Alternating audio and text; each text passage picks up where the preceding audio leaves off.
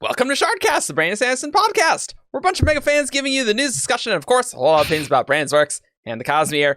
I'm Eric, and joining me is Evgeni. Hello. They call me names in some places of the world, but in most places they call me Argent. Also joining us is Ella.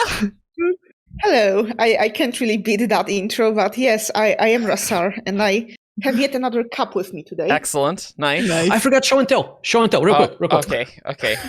Hero of Ages Spanish Illustrated Edition. Okay. It has illustrations inside. I will show you one at random. Okay, go. You gotta find it. Ooh, nice. That one's really There we cool. go. Nice. Very pretty. Yep. I now have a complete set. Nice. Also joining us is Marvin. Hi, I'm Paleo. Hey, and lastly we got Veronica. Hello, I am Cheyenne Sedai on the Discord and forums. And I am Chaos, and this week, because we're doing weekly for a bit, we are all in pain. So remember how last week we're like, if there's anything interesting in the spoiler live stream, we'll just put it at the start of Secret Project 2. Remember how I said that?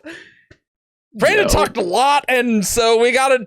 That's a full episode. We have 15 pages of WoBs, which would be like a full WoB episode. So, great. And so they are juicy. they're Yes, very they are. juicy. So, 1, full Cosmere spoilers. 2, full Secret Project 1. 1, like read the samples, it'll be in the description. Listen to our last episode. Hey. Yeah. And yeah, that's what we're going to be talking about. So get out if that is not okay. So go read all the Cosmere and then come back later. Hey, we'll be waiting for you. This isn't going to go away. Yeah, no. Yeah, let's have all the videos go away in 2 weeks. So, you get that fear of missing out, That sounds like a great idea, right? Seasonal content. Seasonal content, yes, the season pass. The Yes, Year of yeah, Sanderson the season pass. Yeah. Get the Shardcast DLC. Your favorite Respect to the- Marvin skins. Support our Patreon at patreon.com/17shard for your season pass. No, we don't have a season pass. We send episodes back to the Shardcast vault, and like Disney only take them out every Oh few my Oh, weeks. yeah. And then it's the diamond edition of the episode. It's like, whoa. Confetti. No, Yeah, with 1 second more content. Yeah. Some episodes are gonna be locked behind the Rasarr expansion. Yeah, right. Oh no. Anyway, let's get into it. So, one other thing. So now that we got that spoiler warning out of the way, there's also going to be stuff from an unpublished manuscript called Aether of Night. Now, I don't think you need to read this because Brandon's basically going to explain what's up here. But if that is not your jam, then fine. But Aethers are coming into the canon of things, and so someone basically asked, what are Aethers? Big time. And so Brandon's like, let me tell you about the Aethers. Info dumped on it. Yeah, so we're going to talk about all that. But if you'd like to read the unpublished draft, you can go to 17shard.com. That'll also be in the description. I know lots of people have. We've been distributing manuscripts And left we've been and distributing right it for this past years. Years. There are lots of them. You can't really see how many have actually requested it because we hide the posts, so we have like a queue of how much we need to do. But yeah, it's really fun. It's manual, so you'll get it eventually, soon-ish. Anyway, let's get into WoBs. Evgeni, take us in. Okay. So our first question harkens back to a Jordan Khan WoB. Mm-hmm. Go listen to that episode if you're interested. It comes from Page Runner, and also by proxy me, because I was next to him. Yep. At Jordan Khan, you sharpened the Aether planet onto my constellation chart and said you couldn't canonize the planet name until you wrote the book. Having been revealed as a dirty, rotten liar to my face, can you now reveal the name of the planet? Has it changed from prior incarnations of the Aether world due to the world building? And this was just the first, explosion moment. It blew everyone. To be fair, Page Runner is making a reasonable supposition, but yes, he is saying something incorrect. Yes.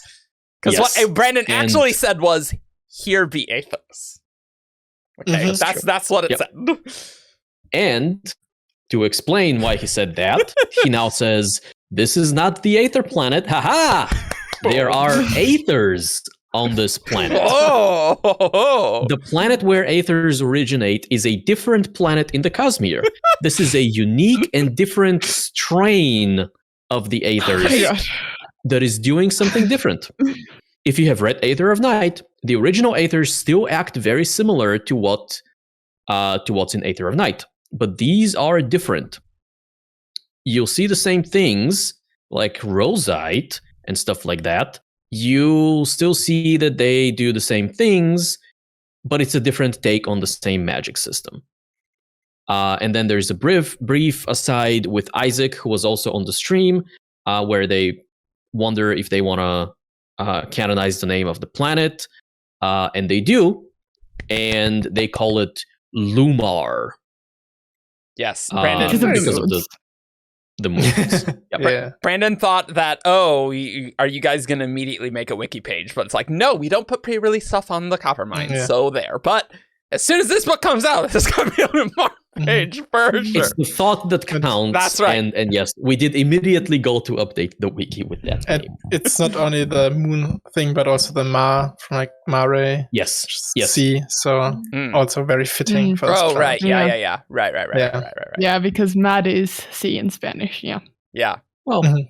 maritime, marine, things like Also, One thing that kind of confuses me about the swap is like, so Brandon has marked the planet on the map, and I was like, here be Aethers. So is the place he marked on the map Lumar, or is it the place where the Aether of Night is taking place? I would assume Lumar. And I would assume he's referring to Lumar, and Brandon's being I can't canonize the name of the planet until I write it. He already wrote the book. But that planet that he marked on the star chart is not the Aether planet. Okay, so I'm he not marked sure about Lumar. that.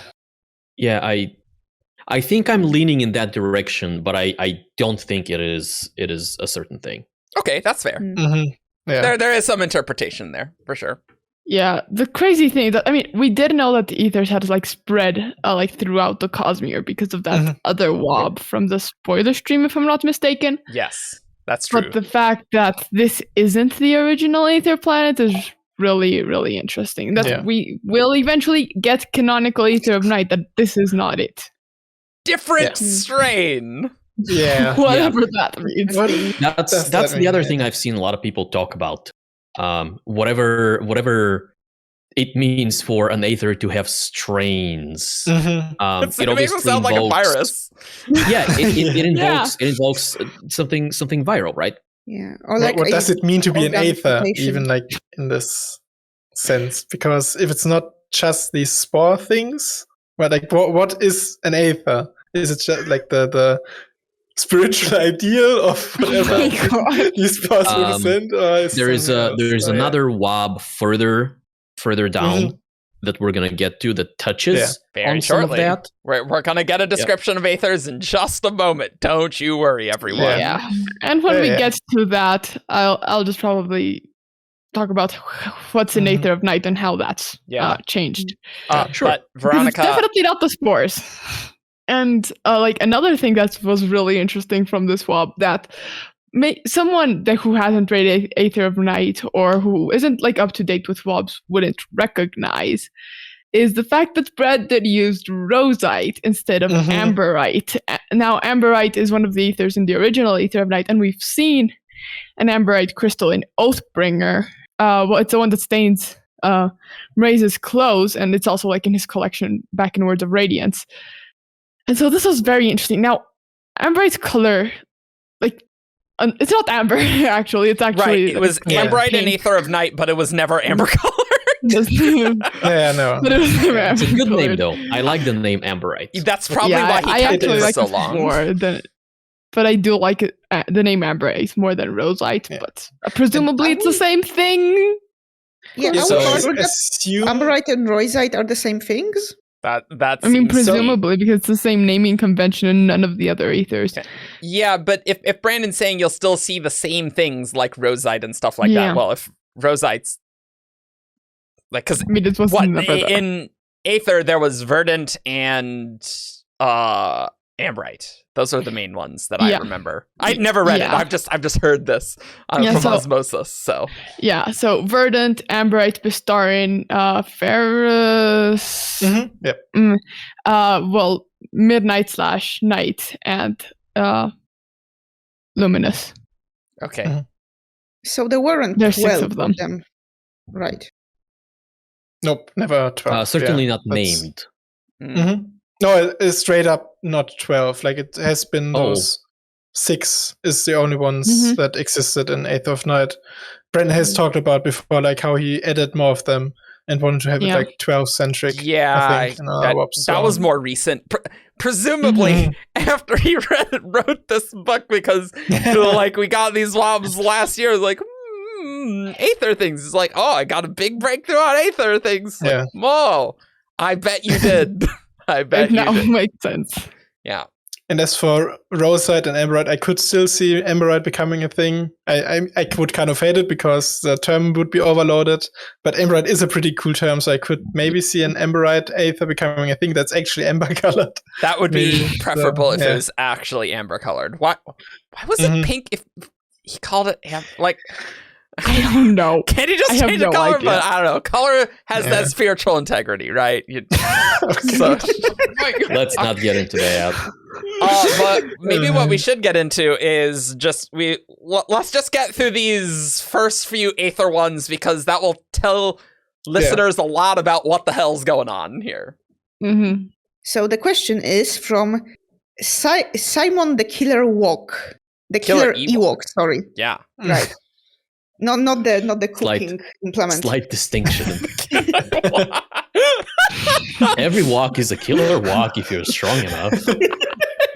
Well, I mean, technically that would be true of an Ewok as well. Anything sufficiently heavy. Okay, let's. I'm just We saying. are so sorry. I'm just saying, like, That's okay, Oathbringer is a Simon. very good instrument of destruction if you know how to use it. It is. The book. So I am torn between agreeing on a technicality That's and the best kind about being correct. and pondering whether that is actually true, because I think there is a point at which an Ewok is going to explode if you hit somebody with it hard enough.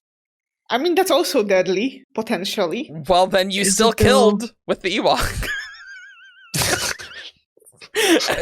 Maybe we should move on. I'm sorry. Also, those faces were just prime material for emotes on the shard. Thank you, Simon, for having a wonderful username that we got this slight digression to, that people are tuning off the episode for. Thanks. So sorry for misreading. No, this is good. This is good. This is quality. Okay, So let's what get did he to it. actually ask? How much have the Aethers changed since Aether of Night? And now Brandon is saying a lot here. So Yes. And so Brandon says, the big change I made to the Aethers, other than adding this other world, a couple things going on. First off, when you finally meet people who bear the Aethers, which are called Aether-bound, you will find that in order to differentiate them from things like Scions and other things like Spren bonds, I've decided that one core Aether bonds a lot of people, and it's one entity that you are all bonding with. So if you meet 5 Aether-bound who have bound to the Verdant Aether, they are all bound to the same individual, at least on the core Aether world. And that just adds a different nuance to it. There is lore and world building that is different that I will leave. There's a lot that's the same, there's a lot that's different that I leave for you to discover. I am working quite a bit on this planet for future projects, which, no, I have not been secretly writing yet. Yet. Don't worry. Yet. 2024 is coming. Project. The WoP continues. Yep. The other change is that I decided that Aethers would be able to... I would have different things happening with them, different strains. The Aethers themselves don't believe they were created by Edonalsium, and so they're a different sort of thing, a different entity, so to speak. And this goes back to way back when I tried to write them into Lyre of Partinal, them predating things like the Shattering and whatnot. and it feels right for how I want to treat them. There are a few little tweaks that you will eventually get, but the basic mechanics of how they work is the same as they worked in Aether of Night. I think that one of the things that really worked in Aether was the mechanics of the Aethers. I thought they had a lot of interesting storytelling play. I thought they did different things, and some of the other magics than I was writing did. And they have remained solidly a part of my brain for how Cosmere will proceed. And that's why you see Mraize having a chunk of an Aether and things like that in his trophy case. And also, Simon here asks a very important question.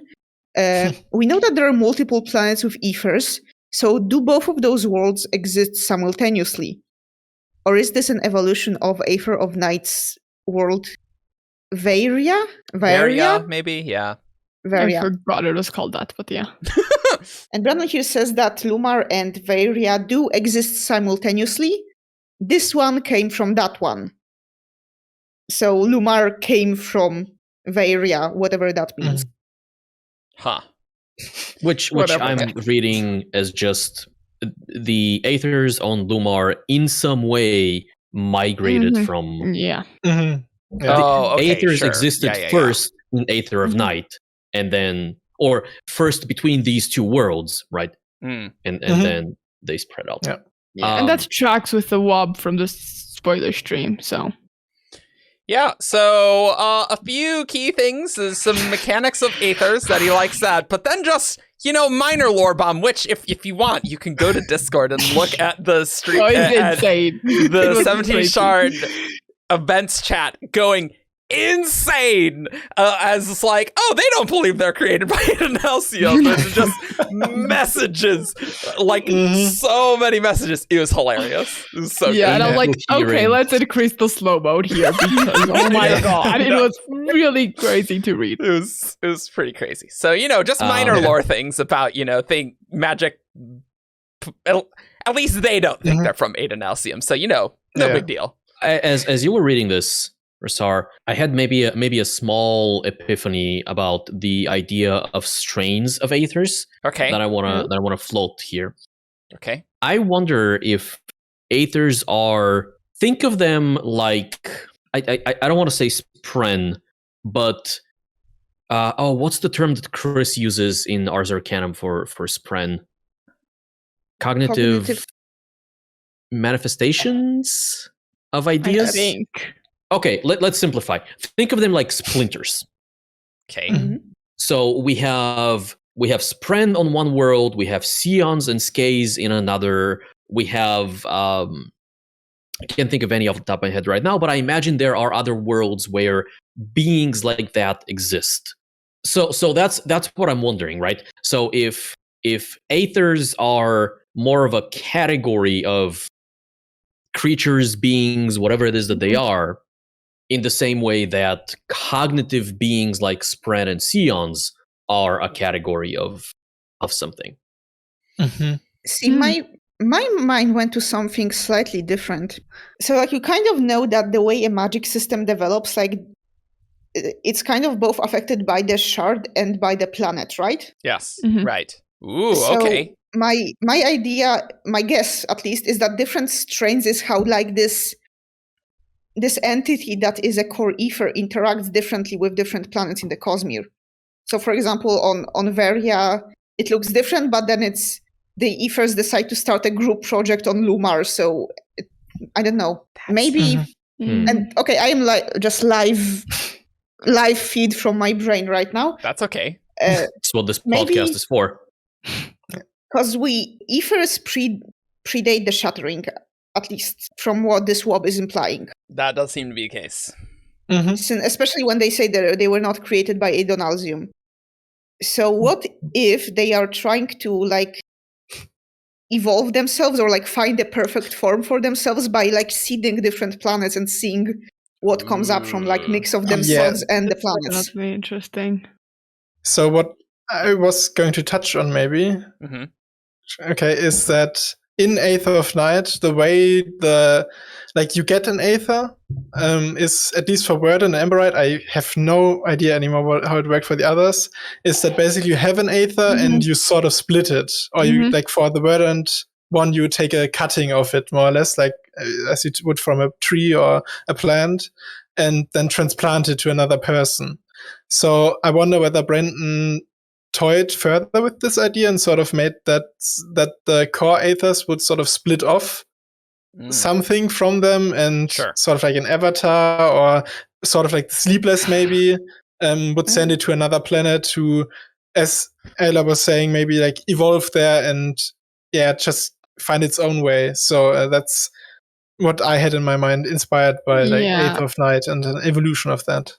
Yeah, and like we do meet one of the, what I'm assuming is a core Aether, because that term is never used in Aether of Night. We meet the Verdant Aether, and it's a very strange scene, honestly, but they do talk about how like Dana needed, it's the same like splitting idea, only it's coming from the core Aether rather than another person's Aether that is strong enough and like powerful enough to take the split, because not all of them do. And they so it makes sense to me. No, yes. Yeah. And so that to me invokes the idea of like a tree. Yeah. Yeah. Yeah, so and that's what the descriptions in Aether of Night talk about, like regarding the Verdant Aether. Like I always imagined it. It's been a while, but I always imagined it that this is like huge tree of like verdant, kind of like Yggdrasil-like. Yeah, sure. Of the Aether, not a normal tree. I am wondering if maybe in Era 3 we will see like a dozen different worlds where all are like different variation on Aether magic.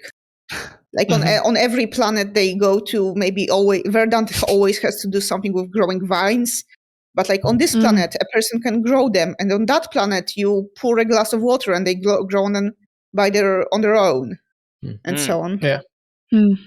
I wonder if it is kind of like a fusion of these ideas that like the Aethers are splitting, and then like on a different planet it's like interacting differently, and so the magic sort of manifests differently. Because one interesting thing in this is they're talking about bonding the Aethers to the same individual, but it says at least on the core Aether world. So that makes me wonder if anyone's even going to be bonding this different strain of Aethers directly, right?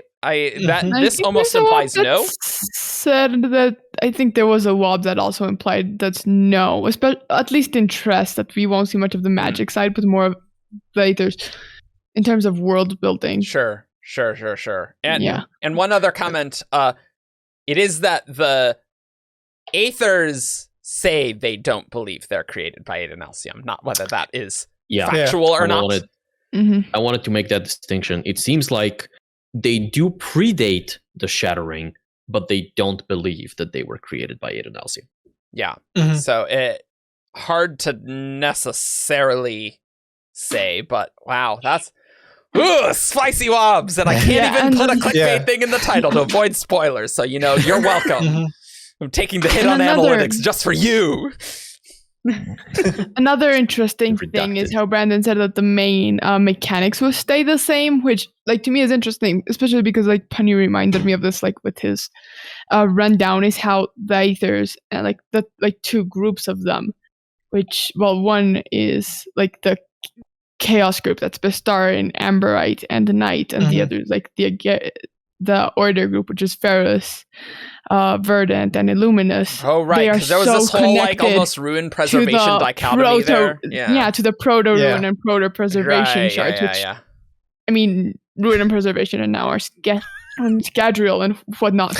And so how is this gonna make any sense? Because like we still have 2 shards missing from our list, but I don't think they're gonna be anything like these proto-ruin and proto-preservation. So how's that gonna work out?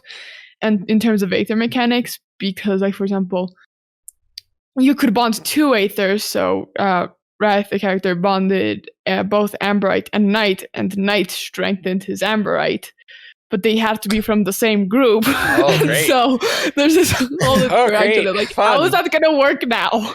Yeah. Well, so I wouldn't worry too much about that, because in my mind, clearly there have been changes to Aether of Night, And the mythology. even mechanically. Yeah. So unless we see like Aether bound, as the term Brandon uses, in Tress, like I wouldn't worry about, hey, can a person still bond multiple Aethers? Yeah. Oh, do they still need to be in the same group? Is the concept of groups even still a thing now that we have a different number of Aethers? Mm-hmm. Ooh, maybe there's Do we 3 have groups? more groups? Maybe, Physical, cognitive, spiritual group. Oh my god. 4 groups when 4 groups I of don't 3. Yeah. Maybe they'll be based on dawn shards. Oh, perfect. That really will clear things up. To be honest, I don't think that at this point Aether of Night is going to even have shards. Yeah, I mean, if they predate the Shattering, then they probably don't like. Yeah. I mean, they don't even accept Aiden Alcium as their creator, right? Like, right? Mm-hmm. But that also lends credence to the Dawn Shard thing, because we know the Dawn Shards predate the Shattering. And they were somehow what was used to kill Aiden Alcium? Question mark. And That's so true. maybe they are aligned by the Dawn Shards because they both predate the Shattering, and they're both such like important like keystones for all the Cosmere. That's true. Can I share a awesome theory I heard on Discord about a being bonding lots of other things? And I want to talk about this. This is so off the beaten track, but this WoB is very cool, and I really like this. So, what if Ba Ado Mishram is using Aether mechanics to bond all the singers? I find that surprisingly plausible. Like, there's these Aether things that can bond many people at once. I'm not saying Ba Ado Mishram would be an Aether. But you're not saying she wouldn't. I mean, she could be, and she could like be using the similar magic mechanics as Aethers do, right? Like actually, regarding that theory, I also had like a sort of taking that further, because we know that night or midnight is still a thing in chess or in the current thing. And Brandon actually mentioned in the stream, we probably will get to the later on, the Midnight Mother as something. Yes, and it's very similar. Yeah, that's very similar to the original Night Aether, which like that's going to be the next WoB. We're going to get to WoB 3 in a second. Yeah. So if the unmade, like the theory would be, if the unmade maybe overall are related to Aethers in some way. Odium killed 3 Aethers, and that's why there's 9 unmade. Easy. Yeah. That's also maybe a reason why we haven't seen Ba Ado Mishram, if it's true, because Brandon hadn't had the Aether breakthrough yet.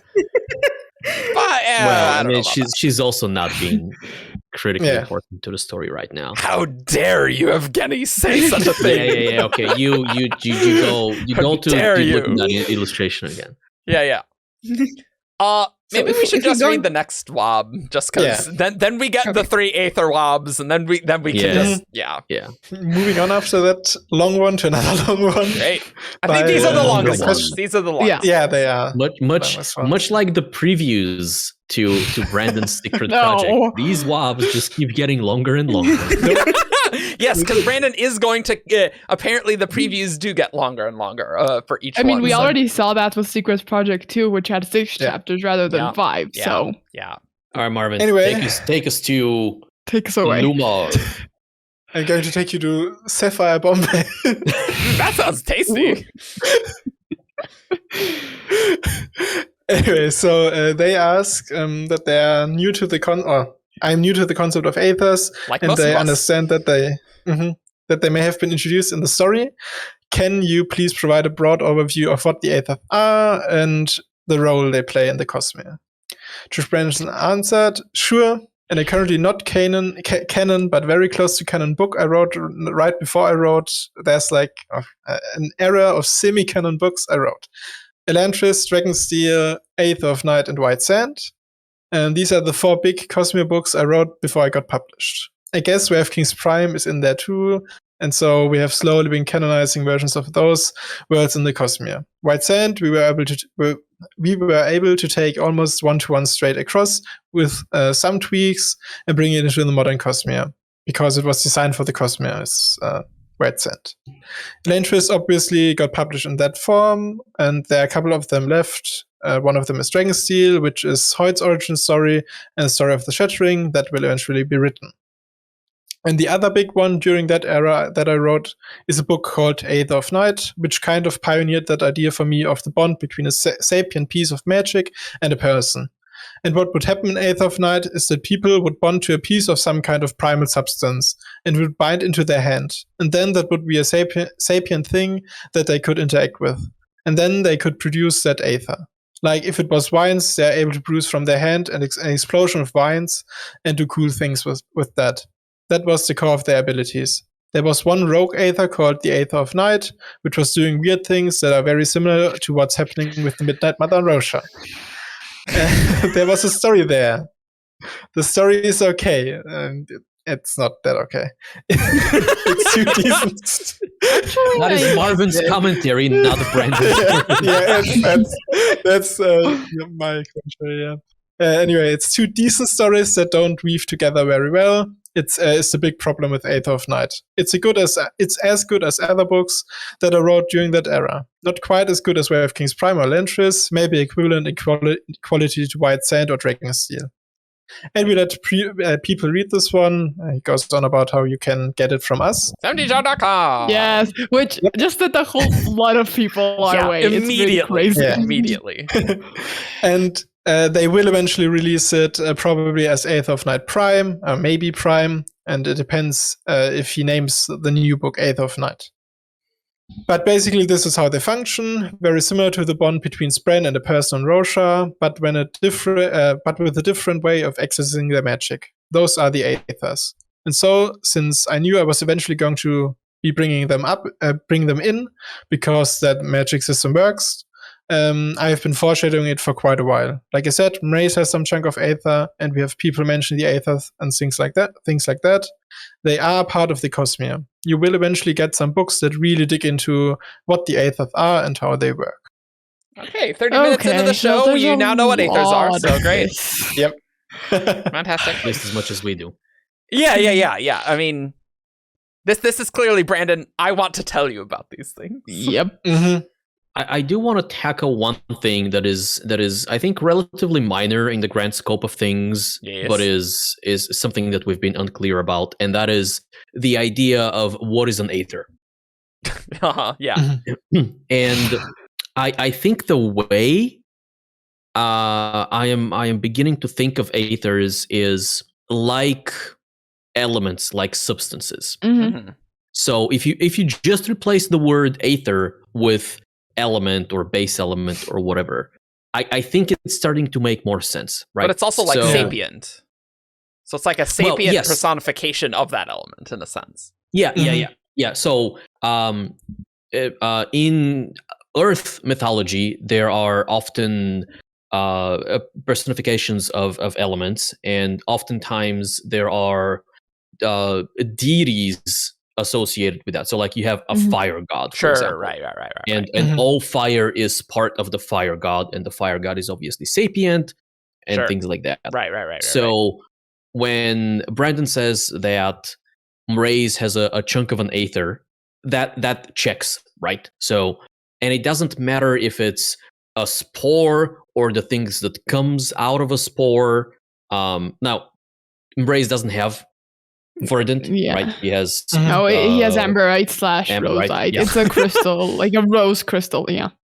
Mhm. But if he had Verdant, a Verdant vine is an Aether, and a Verdant spore is an Aether, and wherever the Verdant spores are coming from is still an Aether. So like all of these things are the same thing, perhaps in the same way that in an oak tree, the trunk is oak, and the leaves are oak, and the roots are oak. Mhm. Yes. Mhm. Sure. I get what you're And- saying. I've always thought of like the Aether system as sort of Brandon's take on an elemental magic system, because that's Sure. basically what it is. Yeah, right. It And- really sounds like it. Yeah. Yeah, and the name also fits because like the Aether in like old yeah, it timey was that fifth physics. element, Also, was yeah. like this, Mm. this thing. So, or metaphysics, I guess. And Yeah. so, yeah, that's always been my read.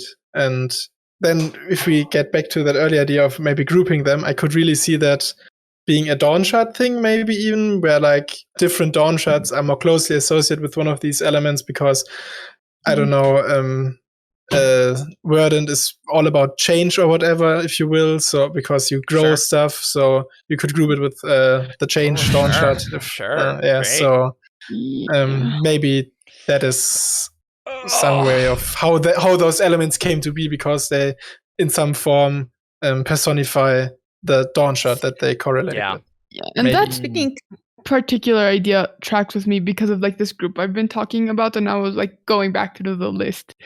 Mhm. Not only like my own memory, but like what Penny sent to me, and all three of those in the group with Verdant track. I mean, Ferrous allows a user to surround themselves with or turn themselves into like metal, or well, be the person that like helps the corporates. It's complicated. Verdant It's has the really whole weird. mind thing. Illuminous is like transportation for other people, kind of. So Mhm. when you look at it, it's like, well, it makes sense that these things are all associated with change. But then, what is the other group? Sure. There's lots of possibilities here. I think one thing to note is that, again, the effects of the magic don't need to be like the metaphysical reasoning for why allomancy is of preservation doesn't really matter that much in the context of like how Brandon is creating that. Like he's sort of retroactively putting that in. So he's probably like, oh yeah, Amberite's cool, Verdant's cool. Does there need to be that weird shard stuff that was in Aether of Night, which I've read a little bit of it, and yeah, it is bonkers. It's very confusing. It like doesn't fit in the rest of the Cosmere, right? But that's that's a very shard-centric way of viewing the world, Eric. Maybe Aethers work differently. Well, what I'm saying is that I'm more talking about it from a writerly perspective. When Brandon's talking about the mechanics of the Aethers, he's not talking about the Cosmere justification of how the Aethers were made. We're just talking about like how the magic works when you're like actually using it and things, right? But yes, indeed. I'm sort of envisioning Aethers kind of like a super spren, kind of like Night Watcher or Stormfather thing that bonds with a lot of people, right? Like it seems like core Aethers are, or yeah, there you go, nice. Like some entity that's like a really powerful spren, maybe even more powerful than those specific I mean, apparently from that other wob, which is like other than like the dragons and wasn't it about craftiness rather than power? Yeah, it's like maybe the core Aethers, and it was like, wait, what? Well, yeah. So, and I also like how this is Brandon prototyping this bond idea. Like I thought that was very interesting. Yeah. Because right, there's no spren in Way of Kings Prime. That's true. Well, not really. Not the same way. There's 4. It's not the same. Well, so you say it's not the same, and I agree it's not the same, obviously. But like the fact that there were 4 spren is a lot more reminiscent of the way the Aethers work, in that they are a limited number, and maybe Brandon was thinking about having like multiple people bond, you know, the spren of the East Wind or whatever. Oh God! Wait, so Way of Kings Prime had like 4 spren? Yeah. Because I have not read that book, just for the record. Yeah, me either. So I feel like we need some primer on that. Yeah, that's all you need to know. Instead of like these tiny elemental spirits, they were more like, you know, 4 Stormfathers or whatever. My understanding is there are no Radiants at all.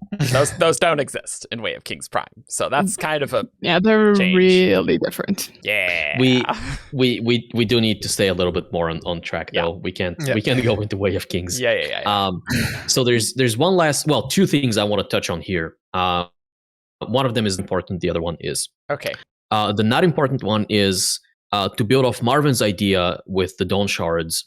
it is interesting to me that it may be possible for us to view the kind of post-shattering of Adonalsium events as, well, Adonalsium turned into all of the shards, which may or may not be kind of associated with the Dawn Shard.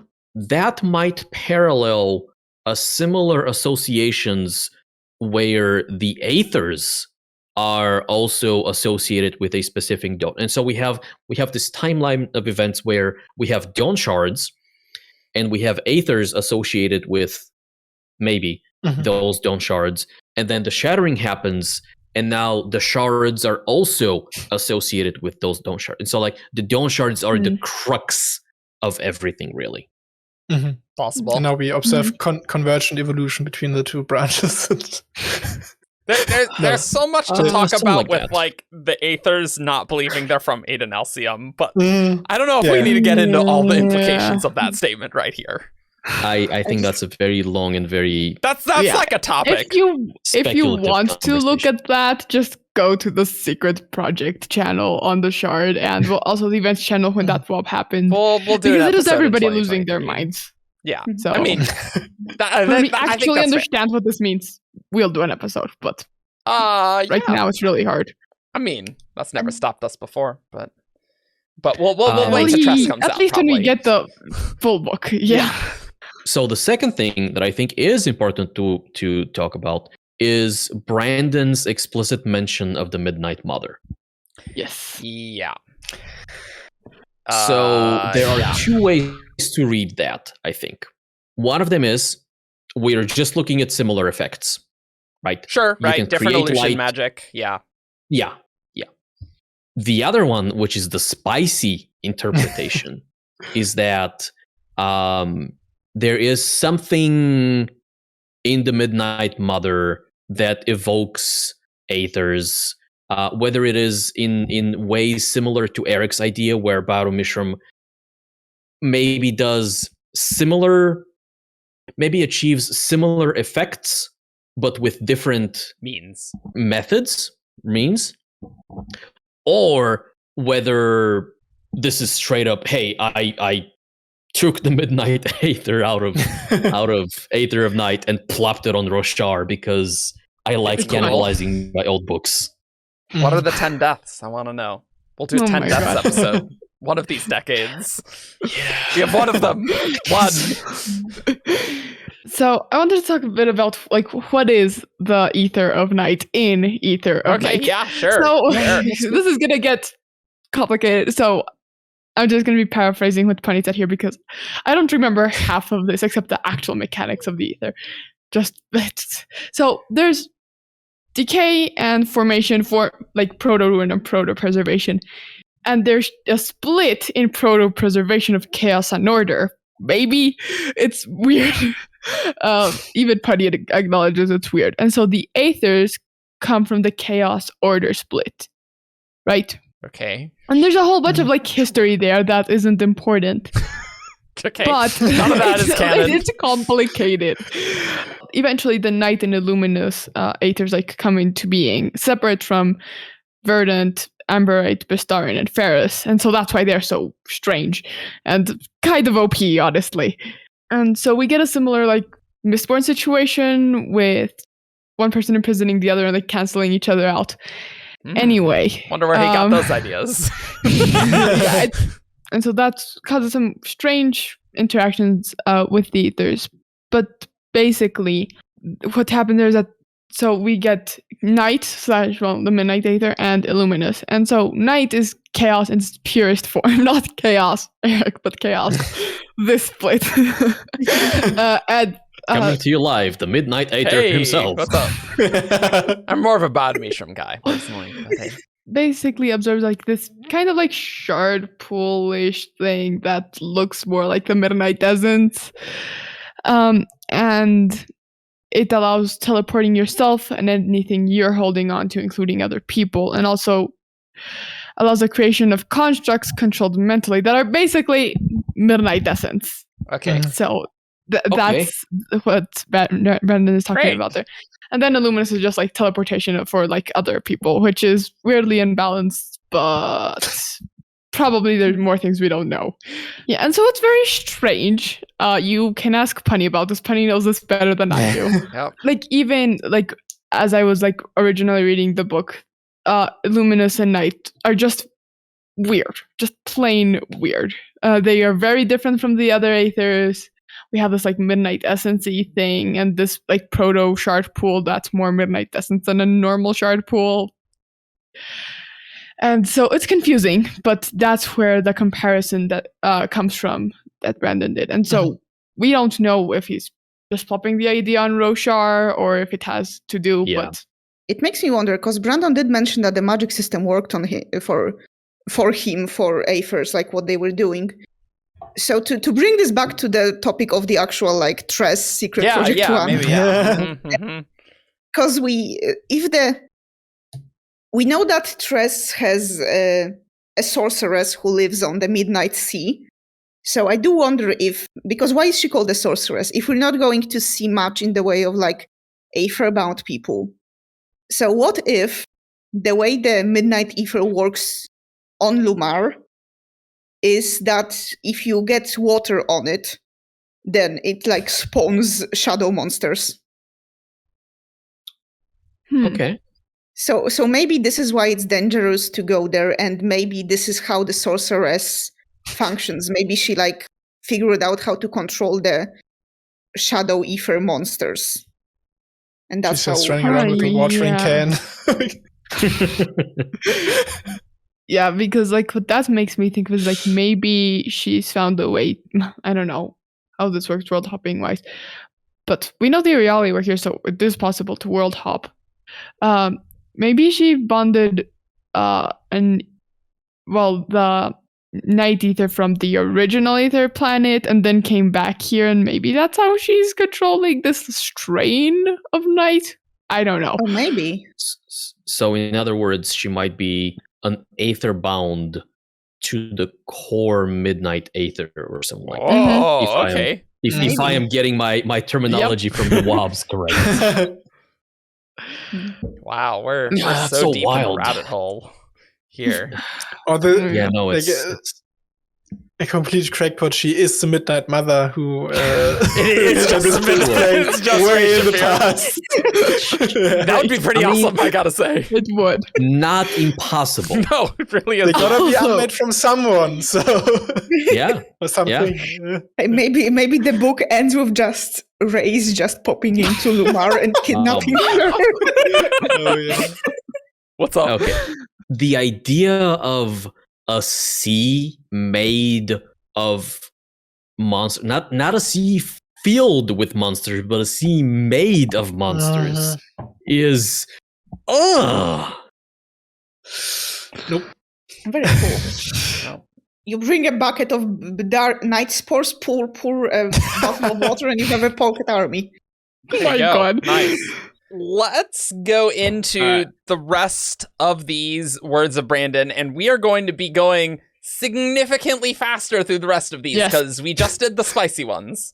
So we're gonna rocket through these. So our friend Maury Willow from the Shard asked, the spores react to water with sudden growth, which is very similar to Dayside lichen. Is the lichen an Aether or significantly related to the Aethers? And this is a Raffo, but there are some clues in Secret Project 1. Read the book. Which Brandon said quite a bit. It was like, read the book! yeah. Like, we can't, not yet. Yeah. An Aether. Or it could be an Aether. I like that theory, though. That's pretty sweet. Yeah. I don't have opinions other than it is really interesting that It's water reacting to plays water. a factor. Yeah. Yeah. Obviously, White Sand don't tell Dane, like, it doesn't explode in sand when you pour water on That it. you know of. That I know of. Could be The another Arcanist strain. coming. Yeah, it's a different It strain. could be another strain. That's There we go. really There we go. plausible. I was like, oh, that's just a funny joke. And then I'm like, no, but you're Yeah, telling me. no. Yeah. Autonomy could have co-opted it or something to like do it. Or Yeah, they okay. could be undermining Autonomy's world in some way. Wouldn't that, yeah. surprise me, any of those options. It would be kind of weird if like the Aether that's on Taldane was somehow, because it only like reacts to Autonomy's investiture, right? Because there was a WoB about bringing Oh yeah. about White Sand. You have to like see the light of Autonomy's star for it to work, something like that. So it's not like just the sun. No, because in Stormlight you can charge like sand turns white in the presence of Stormlight. Oh, right. It basically needs kinetic investiture, whatever exactly that is, but yeah. We don't need to get into that. Yeah, no. We got into that last WoB episode. Yeah, that's why I don't want to get into it. Yeah, we're not getting into that. Let's do this next one from Isaac, where he's just talking about the end papers and illustrations. Basically, there are going to be there are different artists for each of these 4 books. And Isaac was saying how he's not going to be drawing maps. It's just the artists are just going to go crazy. And there will be some color end papers that aren't the illustrations, but Isaac's pushing the artists towards more like symbolic end papers. No, I thought he was saying that he will let them do that if that's what they want. Yeah. But like in this one, it says, I'm pushing the artists more towards symbolic rather than illustration on end papers. But yeah, like he does also say, you know, if you want to do 4 color illustrations, you can. But that's what he was thinking, right? Mm-hmm. He's not going to stop them, but. He also mentions that speaking of artists, that the cover for Tress is being done by Howard Lyon. I think he's referring actually not just to the cover, but in all the book's illustrations. Yeah. I think it's the whole thing. Art. Yeah. I can't wait. Yeah. If you don't recognize the name, Howard Lyon is the one. He did the Hoyd artwork that's in the Kickstarter. Mm-hmm. He also did the end papers for Stormlight, Yezrien, and Vedel. Yeah, the Vettel one's so good. I have it framed, but my cats partially ate it, so I have to order a new one. That I got it signed to Jordan Kahn and Aeonor Sky. They chomped into it. Tasty Yezrien. They like the paper. They love the cardboard and eat it. Yeah, but yeah, this is the kind of type of artwork you can probably expect from the book. Yeah. My impression is that each book is essentially like Isaac is handing a book to each artist and going, here, you do whatever you want with this, with some direction, right? And so there's some words of Isaac later on that touch on ideas like, well, now that we have 2-tone illustrations because of how much money we've raised for this.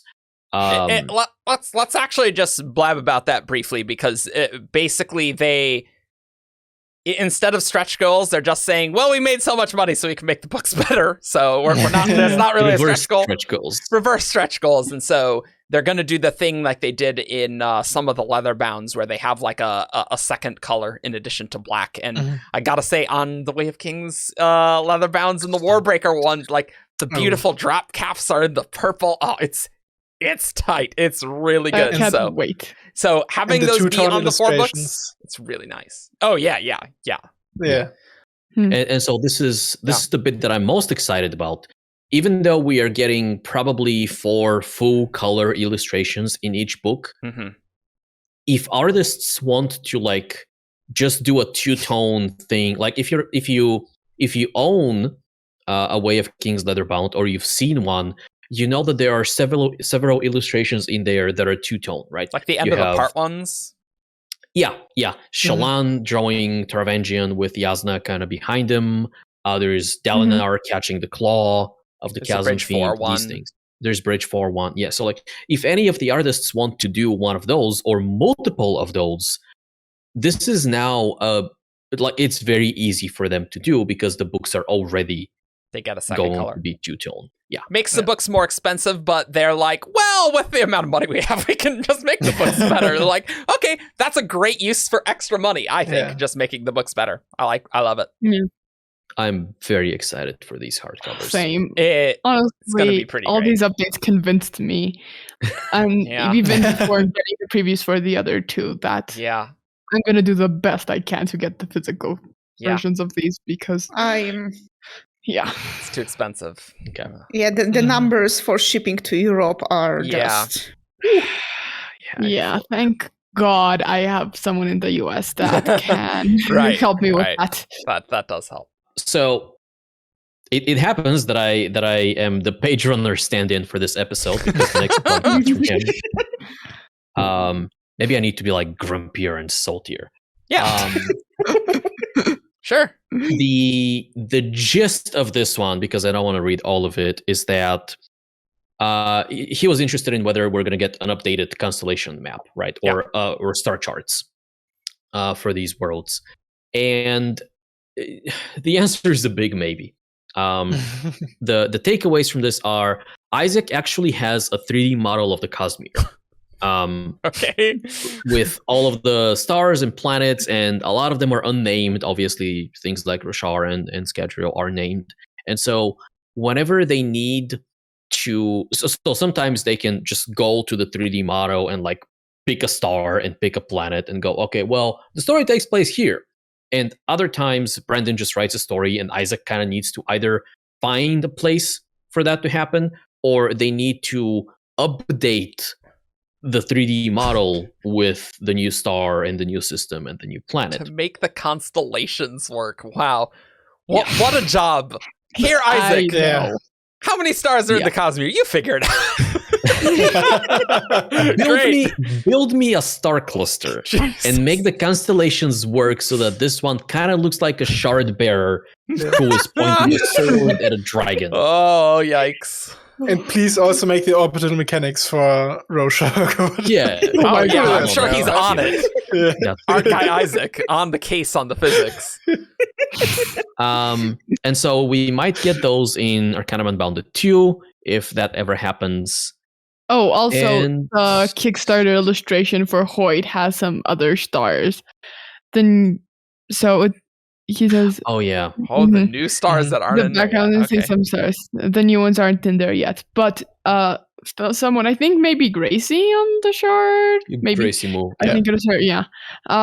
She put the Hoyt illustration and she put the star chart from Arcanum Unbounded one on top, and it actually lines up really well. It's like they have a 3D model or something, and they know where the stars are. Yeah, I am extremely happy with this level of detail. Obviously, they didn't need to do that, and obviously they could have said, "Oh, this is just a Hoyt illustration. We told the artist just do a night sky, right?" But the fact that they are making an attempt to match this makes me really the happy. level of Cosmere continuity that they do. Honestly, I do not. Speaking of Isaac, here's a question from him apparently. yeah, he's just spitballing, yeah. Yeah, asking about how rain on Lumar works, because Lumar water, explosions of vines, possibly monster seas. I love it. Yeah, so Brandon says it's explained in the book. There is a part in the book where they deal with rain, and so yes, that's just a very elaborate way to say raffle. Yeah, yep. It's in the book. Read the book. But this one is a literal raffle. Literally read to find out. Yes. Which does kind of make me think, like, I wonder if this is like how they maybe farm stuff. Like, do you suppose those vines are edible? I mean, they are in Aether of Night. The verdant ethers are edible, so maybe that's how. If they're plants, maybe that's how the people from like the Emerald Sea like sustain themselves. Maybe instead of like having farms, you just grab a bucket, fish out a bunch of spores, and pour water over it. That seems extremely easy. I mean, maybe this is like the breadbasket of the planet. Maybe they just export vine foods to the entirety of Lumar. How to easily just 3D print your own lettuce. Nom. Let's go on to the next one. Yep, next one is from Very Nice Name 16. They ask, can we expect to know who Hoyt is telling the story to, when he's telling it, and roughly when the story is set relative to the rest of the Cosmere by the end of the book? And Bren basically says that some of these things we will be able to figure out. And he talks about how they were, he was talking to his team about if they wanted a frame story sort of for this, where like it's actually Hoyt telling somebody and we switch back to Hoyt, like telling it to the person. But they decided against that. And yeah, so some of these will be explained. We are not going to get an epilogue where we find out where he's been telling this particular story. And yeah, some things like the rough time period we should be able to piece together. And those are just by things that happen in the book. Nice. Yeah, I am glad because frame stories rarely work for me. Yeah. I mean, this is obviously in many ways inspired by The Princess Bride, right? So the question is, are we going to cut off to the grandfather? Right. Yeah. That said, like we said on the Tress episode, we should totally have the blurb on the back of the book be like Hoyd trying to entice people to read the story that he's telling, which an in-world back of the book thing. I think that'd still be tight, but other than that, I think that's sufficient. Yeah, I would love that. That'd be so good. I kind of, as for whom he tells it to, I kind of wanted to be Sixel just because like something in his education as a world singer, that'd be cool. We could see a piece of that would be pretty nice. Yeah, that's scary. And then we get a so this comes out, and then Stormlight 5 comes out, and we get Sig's shoddy, inadequate attempt to retell this That would story. be awesome. That would be really funny. So there's this planet, and there are moons there. It's 12 of them actually, and they like. And they barf spores onto the planet, and also like, rain what? is important, but we'll get to the rain. And like they ship, I mean, they sail ships, but the ships are on the spores, right? So water is a problem on this. Brandon, we'll just clip this, send it to Brandon. We'll just put it in. There you go. Exclusive preview of Stormlight 5. There you go. Yeah, just cut to Kaladin going like, Sigil, what the crem are you talking about? What's a spore? Like Kaladin's just like, what is a spore? It's kind of like a no, spread. And what is a vine for that matter? I mean, they Do have they have trees. fungi on Rosha? Okay, moving on to the next one. Oh my god. Chase Landry asks, you mentioned that the Euryali were once on the planet, but with the 12 moons, can we also assume that the Thalens get their 12 base number system and nautical skills? And Brandon says, Raffo, excellent question. That is a very cool question, I will say. What if Not much we can talk about, but it's fascinating to consider that Thalen may have also come from here.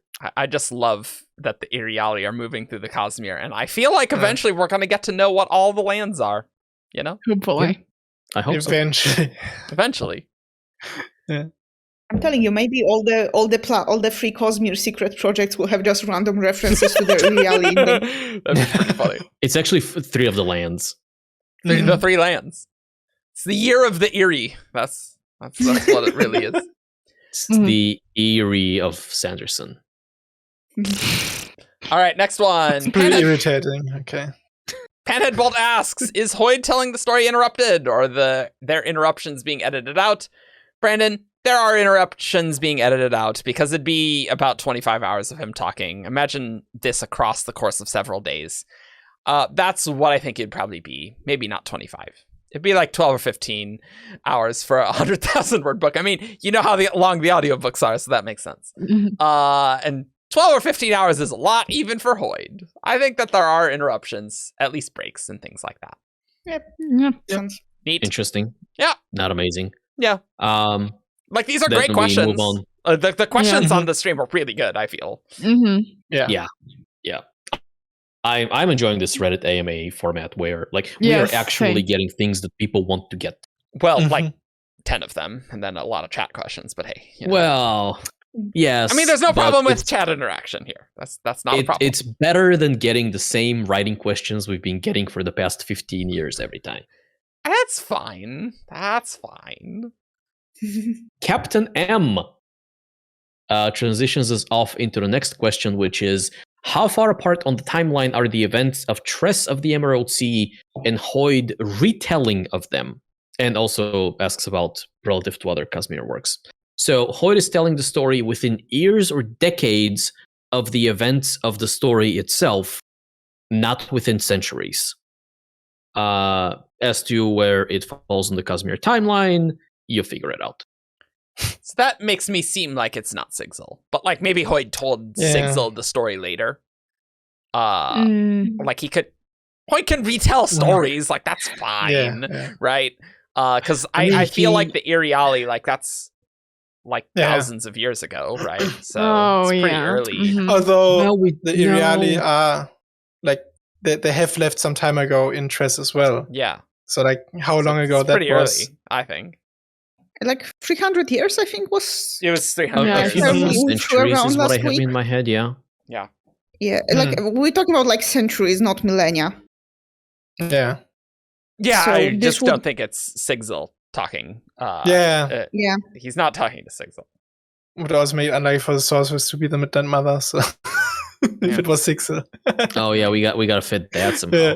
Mhm. I mean, I think the Iriali have been on Rasarr a long time, so, don't lose hope. Yeah. Yeah. Odium could still pop up and be like, hey, I'm taking you. Her name's just Shafir or something. Like, it's not quite Ray Shafir. Yeah, easy. Perfect. Sure. Nice. Okay, so from College Advice 12, I could have read you like a few years ago, I but know. Don't buy your Uh, books from the college bookstore. I like the 12 for the Aethers, though. That's nice. Appropriate. so College Advice 12 asks what the cognitive realm of Lumar looks like. Please tell me it is just normal liquid water. I love this one. And Brandon says, Raffo, it's a good guess. Isn't this the one that started the whole tangent about a cognitive realm that looks like cake and the milk thing? Yes, from the yes. conversation They earlier? did a lot Yeah. of thing about cognitive realm and cake, Yeah. Honestly, I think personally, I think it's pretty like plausible that it's just water, because like we know that in the cognitive realm, like land is water and water is land. So Water spores. That they land or they yes, water. I There's think no spores water. count as like living things.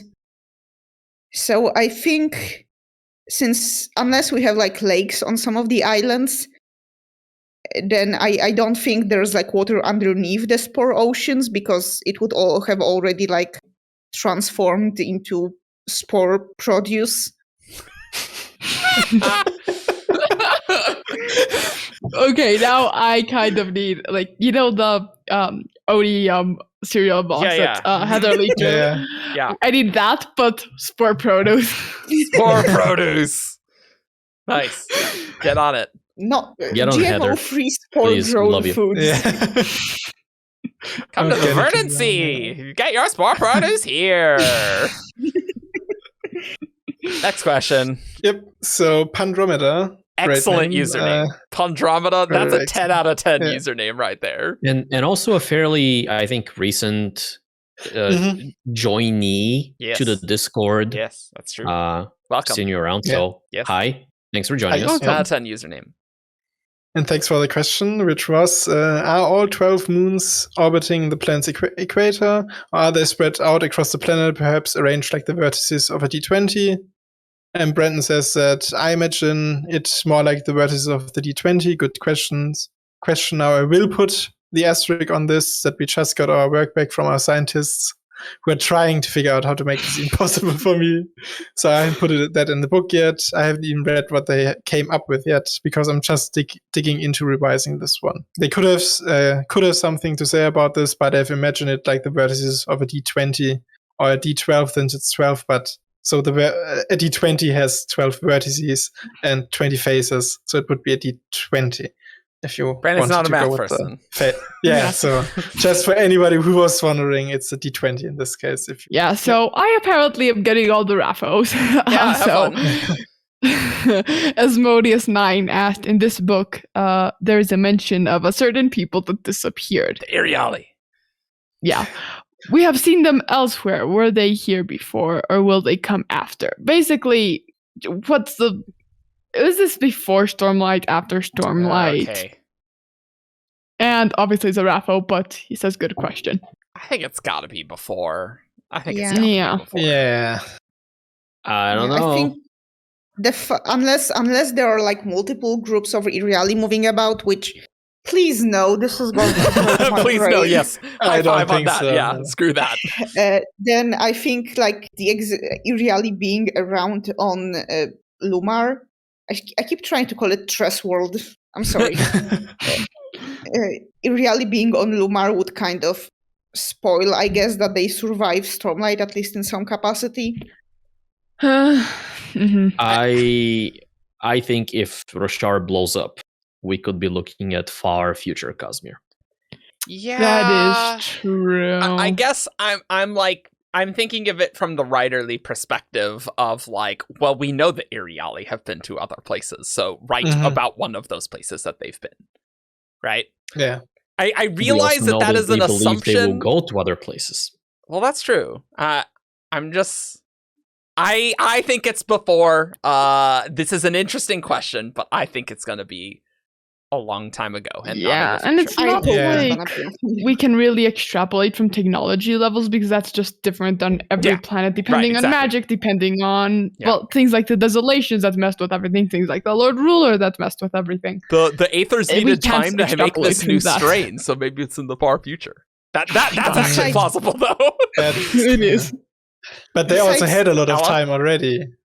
Besides, remember that we need this to be happening before, so that Odium can kidnap the sorceress. That's Oh, right. right. Yeah, right. Oh, It does yeah, work. yeah, Does work. valid. Yeah. Yeah. Good point. Good So- point.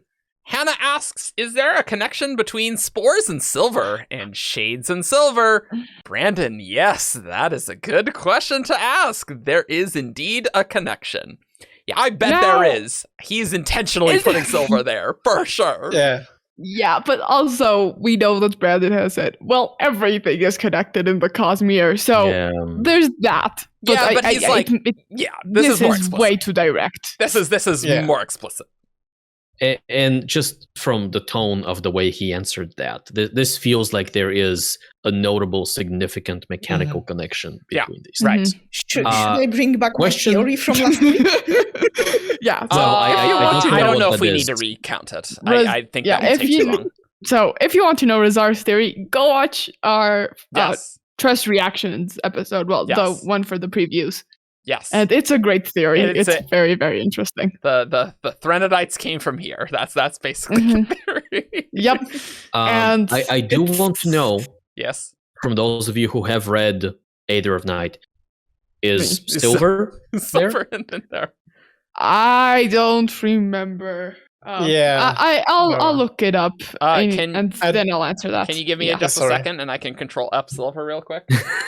That- And before we get silver, silver, eyes, silver maybe. pillar, This is- silvery Ferris pillar. I wouldn't Yeah, count that. Ferris, I mean, No, it's no. metal, Are but not silvery. silver. and it's metal. Not if really. we're not seeing like, Not really. Oh, there's inhibiting capital F properties. forgotten. That's not confusing at all. uh-oh, Oh, those are Is the this the capital properties Forgotten are are the- the Midnight Mother-y thing. Oh, Yeah. great! Great! Kind of. Let's get the chalklings But in they're- there too, and then we'll be they're set. the ones that come out like from the proto shard pool. Ah, great. That Yeah. is the end of Aether is very confusing. Mm. Let's just leave it at that. But yeah, no silver is as an relevant Okay. silver. and I get to read Bunny's question. Mm. Lutheran telescope. Once again, not to be mistaken with other Lutherans like television and Teletubby, Or the Yeah. Dragon Reborn. So, or the Dragon Reborn. there was a himself. YouTube comment that was very Well, no, confused the at this dragon, not amusing. the dragon reborn. dragon. Well, excuse me, you're I'm going by a watch show viewer, not a canon. book reader. Whatever. Oh god. Anyway, so many angry sh- comments. Shush. The proper name for the sea seems to be the Verdant Sea. The title is Tress of the Emerald Sea. I was wondering Is this. emerald just being used as an adjective about the color, or is it a regional thing where some places call it verdant and some places call it emerald, or what? And Brandon, after acknowledging that this is his friend, or Adam, after acknowledging that this is his friend 20, says, it's a little more the latter. By the way, Adam didn't read my name on stream, and I'm not salty about that at all. Okay. It's a little more the latter. Verdant is more the scientific name because it's the verdant aether, But you will see, for instance, sea sometimes called the Midnight Sea or the Sea of Night, which are two different things. You will see things like that. Emerald Sea made a better title, so I went ahead and let them use both for seas. Some of them, that's not so much of a use for two terms, which makes perfect sense to me, right? They can just have different names for things. So the way, obviously, this is pretty straightforward to read, but like in one of the preview chapters, there is a mention of like crimson spores, for example. Yes. I have no idea what they do. Maybe there's something in Aether, maybe there's not. But like I can imagine Crimson Sea versus like the Sea of Blood. Yeah. Something like that. Sure. Yeah. I think that's very plausible. I mean, the only thing that in Aether that's remotely similar is Amberite, which is like pink, but light pink or sound. You know, like amber. Maybe it's one of the new Aethers. The Sea of Light Pink. Sanguine or whatever. The Rose The Sea. Sanguine, yeah. The Rose Sea does sound awesome, by the way. That's solid. And going with the new Rose-like name. Yeah. The Rose Empire. Yeah. Yeah, it's There's a perpendicularity there. Yeah. All right, next one. Okay, so this one is from the 5, who is asking how many planets are in the system that Lumar is in and what the system is called. And Brandon basically rayfos this and says that that's the kind of rayfo when they still haven't figured it out, because let's have 3D model. Big moment of silence for Isaac, who has to figure all this out and fit into his 3D model. No wonder he doesn't have time to draw the maps anymore, because he's like, I have to map out the entire star cluster. Oh, okay. No big deal. That's also basically... Words of Radiance leatherbound. Well, all the art for these. Yeah, he's got. Isaac was very busy. Yeah. Poor Isaac. Yeah. if you ever see Isaac on like a signing or something, just give him things. Yeah, he's very chill. He's lovely. Things. All right, and we have another question from Maury. Is there any significant relationship between the 12 types of Aethers and the 10 essences on Rasarr, even just in a sense of recurring Cosmere-wide patterns? And Brandon says that I would say yes, but it's 10 years. Okay, so at least Maury included the word significant rather than just is there any relationship? Because we know how Brandon answers to those. That's because Maury knows how to ask questions. Yes, you gotta say the word significant, not just relationship. And I guess it's sort of like these are elements of some form, maybe, and so there's some similarities there. Yeah, that's my read as well. Yep. Mm-hmm. Yeah. So continuing with the Rapho theme, that's funny. I want like a GIF of Brandon with like a minigun that shoots Rapho, and is just Veronica specifically. Yeah. Well, that would be amazing. Are the places where the spores are disturbed by the moon's perpendicularities? And well, Rapho, again, an excellent question. 12 It's definitely a great perpendicularities. question. that is an excellent. Don't know if we'll find out in the 12 book. But perpendicularities, easy. More than Rasarr. Nice. Yeah, And that's creating the gravitational pull that keeps them in, because Easy. all three realms. Nice. It Because really that's boils where down the spiritual to- humidity, so that's where the astronomy. God. Spiritual it boils down humidity. to are the spores coming from like a physical entity on the moon, or is there like a magical portal that is spitting them out from elsewhere? Right. Yeah. Yeah. 12 perpendicularities seems a lot to me, but like maybe 1 or 2 is. Swiss cheese planet. Yeah. Delicious. Don't eat it. Don't eat the spores. This next one's from Laserwolf 214, which is a very long one, and it's talking about Hoid's voice. Like, why did Brandon put this in Hoid's voice? And the long and short of it is Brandon's gonna write Dragonsteel in Hoid's voice, but he wanted to get some practice Hoid telling different kinds of stories. So this one has obviously Dragonsteel will not feel like a fairy tale like this, but he wanted to try and, get those different sorts of Hoid voices. And he liked the Princess Bride, so he was trying to evoke that. But that's basically what he's experimenting with voice and stuff. And Brandon does say that Dragonsteel itself will have more of a King Killer-esque vibe to it. And so he wanted to practice a bunch of different ways that Hoyd could tell stories, which I think is a great idea. Good idea. Yeah, as a writer, I know for a fact just how difficult voice is to get right. There are some people that are naturally talented at it, but voice is one of those things that takes forever to get right for a character. And so I like that Brandon is practicing this now and figuring out practice Hoyd's voice before the hugely important Dragonsteel. Exactly. That sounds like a good idea. And I do like that even though Brandon is like super well established as an author right now, and like he can just keep churning, I mean, not Stormlight quality necessarily, but like Stormlight, like traditional fantasy, third person limited kind of voice. He is still trying to stretch out and explore different areas of the craft. Yeah, agreed. I think that's very important for him to do. Seems straightforward enough. Let's move on to the next question, which comes from College Advice 12 once again, who says, it's okay to sleep in for class as long as you make up the work for it later. That's not what I said. No, the question is actually, the Tress continued to collect cups in the year Charlie was gone. She did. Not as many as normal, but she did want to have something to show Charlie when he came back. She'll just have to bring it to him. Travel the mug sea. The mugs. Are there muggers there on the mugs? Yeah. No, the muggles are there. Oh, the muggles. No, yes. Not the muggles. No, it's every spore turns into a different mug. It's a bit like Shadesmar. Next question. Next question. Cutting you off there. Let's move you off the stage like the Academy Awards. Oh.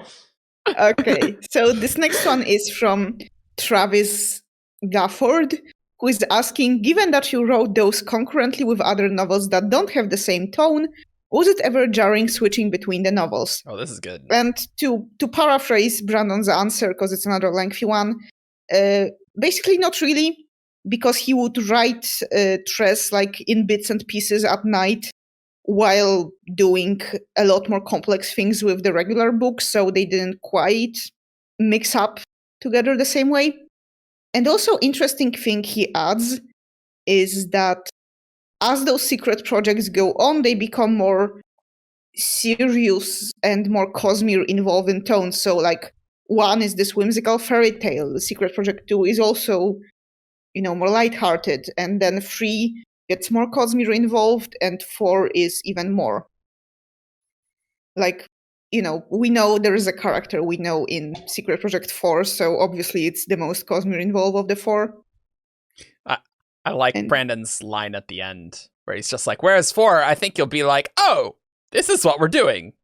All right. And then he just says, so wait for that one. There's some slight spoiler reveals for you. I can't wait. Yeah. But also, the wait between the previews and the actual book for Secret Project 4 is going to be very long. And you'll have to wait for our Shardcasts on it, because we literally can't produce content fast enough because Brandon keeps blabbing. Yeah. So you'll get us talking about Secret Project 4 in April. Gah. I'm not grumpy or bitter. No, it's great to talk about. I just wish we could get them closer to the release, but there's so many WoBs that anyway. Yeah.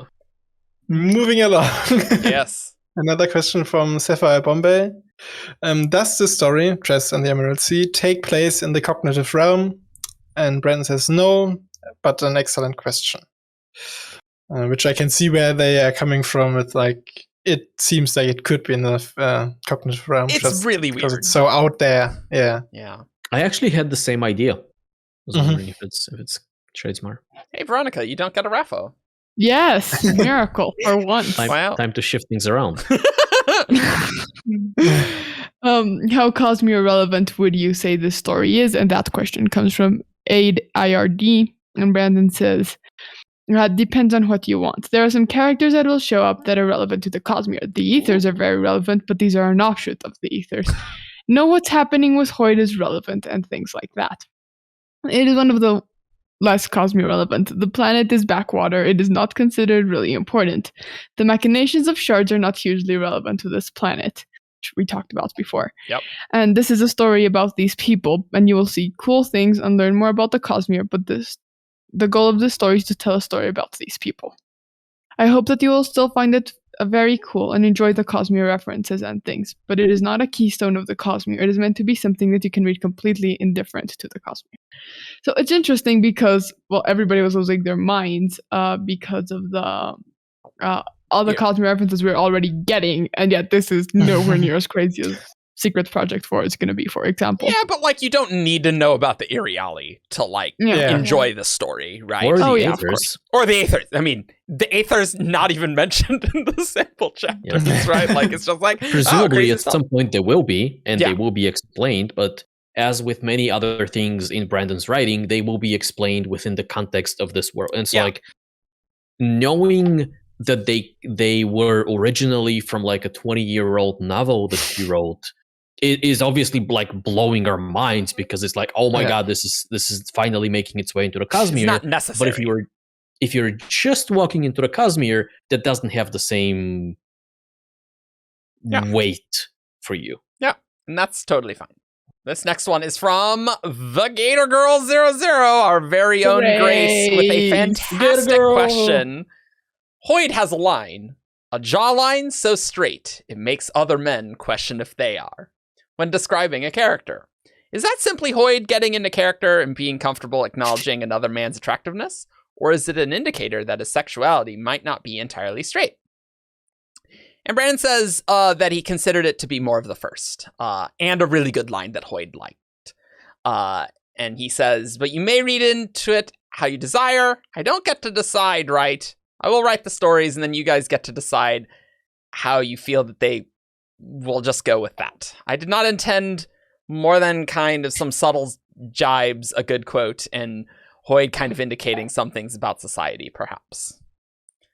I wish Brandon would think it maybe a bit more about the sexuality of his characters a bit more intentionally, is all I'd say about that. Yeah. After the Yasna thing, it's like, maybe just think about it a little more. Well, but it's also, with Hoid specifically, it's got to be extra difficult, right? Because that's a character that's been in his head. Yeah, that's and presumably, when he came up with the character, he just defaulted to straight man. Yeah.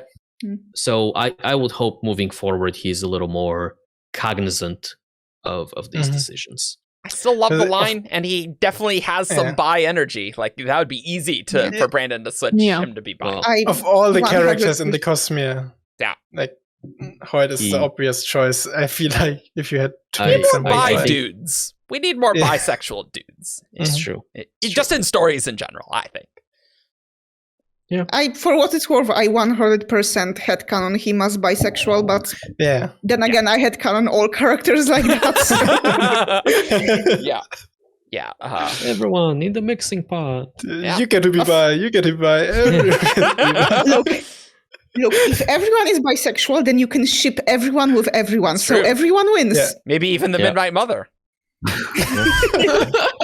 Bringing this back Ship it or rip it. Let's go. Cool. It's me, isn't it? Yep. Grelliman Shieldheart. Yeah. I apologize if you are a gremlin or something like that. Ping me on Discord. Tell me how this is read. Please send your complaints to @Argent on Twitter. It is just Argent on Discord. Actually. Oh, okay. I was saying on Twitter. The question, that's fine. The question is near and dear to my heart and says, will we get an Rasarr canon for each of these secret projects? And Brandon says that he hasn't written one yet, but it is likely that you will. Good. I can't wait. Good. I am so excited for Rasarr canon every time, and it feels like they've been getting spicier and spicier every Yeah. time. As the Cosmere moves along and it's more Cosmere aware. Oh yeah, I agree. Yeah. Mhm. Because in rereading like Era 2, like I was just like scanning them, and it's mostly just like definitions and things more akin to a traditional glossary. And then we Yeah. have the Rhythm of War one, which is super spicy, and like Stone shaping. once I mentioned something about that, that's Zitzes, on stone shaping, on the Discord aethers. foil. We'll do a stone shaping episode eventually. Rhythm of War Ars Arcanum. It's great. Yeah. Assuming the Ars Arcanum is written from Chris' perspective, why shouldn't it be? Maybe, but I definitely expect to see foil mentioned again in the one for Ooh, Tress. Yeah, on Aether. Because- That's right. Yeah. So one of Yeah. our few canonical Aether mentions, other than Ray's cabinet Mhm. and the Yeah. pants. So Ray's And the pants. cabinet is not even canonical. It's like Mhm. it's a wob. Yeah. Shallan just sees the crystal. Oh, sure, but like, I mean, that's the Yeah. implication, right? But yeah, Yeah. cool. Okay, so this one is from Quilty Hill, which is a very cute name. I That's really cute. like this name. Quilty. It sounds like Tress is going to be more romantic than some of your other novels. Were the main characters based off of you and your wife? And if so, which one is she? And basically, Brandon does confirm that Tress is based on Emily, his wife, and Charlie is based on him. At least have More some or less. attributes. Yeah. Yeah, Yeah. which I say personally makes it kind of awkward for me to say that I didn't really enjoy those characters. Okay, Well. that's pretty funny. And that's why it's important to not entirely base characters off of real people and instead just like lift attributes off of them. Like Yeah. Sereni based on the Brandons, who is a woman and also very tall, and so some of the problems that Sereni deals with are problems that tall women sometimes have to deal with. But they aren't the Similarly- same people. Yeah, Charlie is a blabbermouth, and Tress is a pragmatic young woman, and so these are attributes that are coming from Brandon and Emily respectively, but they're not. These are not self-inserts. That's cute, I think, though. Yeah, it is. I actually hadn't made the connection before, but yeah. Yeah. That's believable. And this was also the first of the secret projects that he wrote, and this For his one's like wife. specifically for his wife. So like, yeah, I can see it being a little more of a tribute. So, our next question comes from Praying for Superpower. I wonder which one they're praying for. That's another great user. There's some really good usernames in this one. Yeah. Come for the So they WoBs, asked- stay for the usernames. Yeah, that's right. Reddit usernames are an art form in and of themselves. Mhm. Yeah, that's true. Yeah. Anyway, they're asking, do all the moons drop different color spores? And Bren says, yes, good question. There are 12 different types of spores that do 12 different things, and they are all at least subtly different in shades. So it's Oh like my the God. painting that Lightsong gets in Warbreaker with all the reds. Okay, Only maybe one. one is actually amber. No. To me, obviously, this says, well, if verdant spores are, this deep green, for example, then it's possible that a different type of spore is a different shade of green. Yeah. The important thing is that they have different effects, not that they're colored differently. Yeah. And I could see it like it would be easy to make like based on 3 primary colors and then 2 in between for each of them. Maybe that could work. As a canon's just a Imagine color wheel. being colorblind on Lumar. Oh. That does not sound good. I mean, just Nope. you don't want to get the spores wet anyway, so nothing's changing there. Maybe you want to farm some vines, okay? Oh yeah, And I mean, yeah. you wouldn't be able to tell apart the dead ones from the living the ones, living. maybe depending on your Well, color. okay, blindness. Okay, this is getting into how colorblind are you? Which variation? of Next colorblindness do you- question. Another question from Asmodeus9, and it says, if the oceans on this planet are all made out of dust and sand, will we eventually find out how human-like life got on there without assuming whatever whether Earth-like life or dust oceans got here first, or that either came from somewhere else. Man says, yes, I can answer this eventually. I probably won't answer it in the book, but as we talk more about ethers and their core world and some of these things, I can answer some of this. Good question, actually. Excellent question. Cool. Okay. I guess like one thing to call out here is that the human-like part, because I have seen some people theorize that the people who live on Lumar aren't actually humans because, spore oceans, which I will say, I mean, it's not impossible, but I personally find it implausible because Brandon tends to signpost his non-human life more. Yeah. Like you're not going, if you're reading a POV of a singer, you're not going to mistake them for a human. It would have been clear and mentioned if they were not human, right? I agree. Yeah.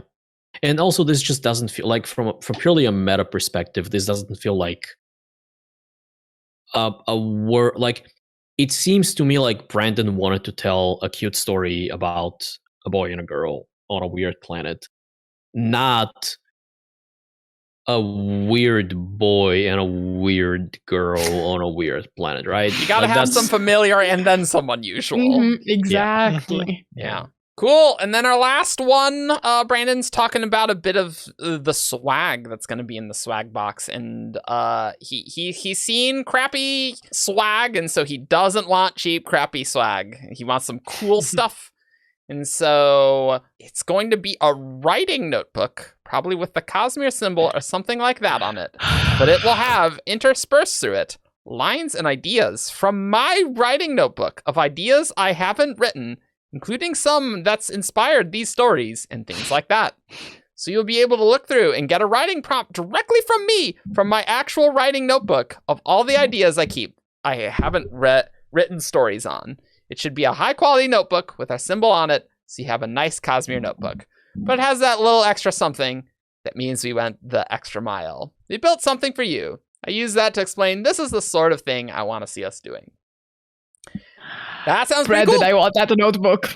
Yeah. Yeah. I mean, I'm sure someone will get it and just post it all on the internet, all the lines. So hopefully. Yeah. Oh, absolutely. And I hope it's one of those things that stays up on his store after the Kickstarter. If they have extras, maybe, but that seemed to be my I impression. hope the notebook includes his actual handwriting, so only the truest and most dedicated of fans.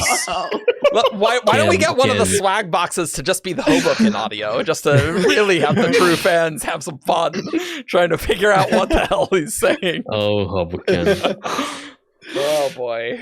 But yeah, I am interested to hear about more of the swag. But that is cool. I'm glad it's not going to be, cheap garbage, like that they're going to make it quality. Yeah. With some cool ideas. So nice. Cool. Well, oh god, this was not a short episode at all. Oh well.